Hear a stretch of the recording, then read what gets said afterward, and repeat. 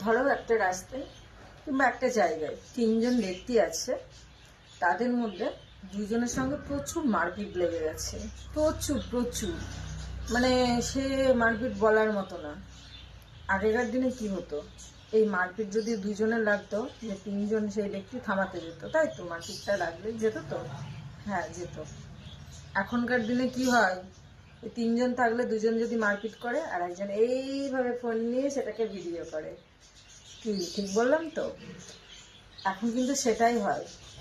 ধরো তিনজন আছো, তার মধ্যে দুজন যদি মারপিট লাগে, আর একজন কি করবে, থামাতে যাবে না, আগে কিছুটা ভিডিও করে নেবে, মারপিটটা গুরুতর হয়ে যাবে, তারপরে থামাবে। আর আগে সেটা হতো না, আগে দুজন মারপিট করলে আর একজন থামাতো গিয়ে আগে। ঠিক বলেছি? ঠিক বললে কমেন্টে জানাবে।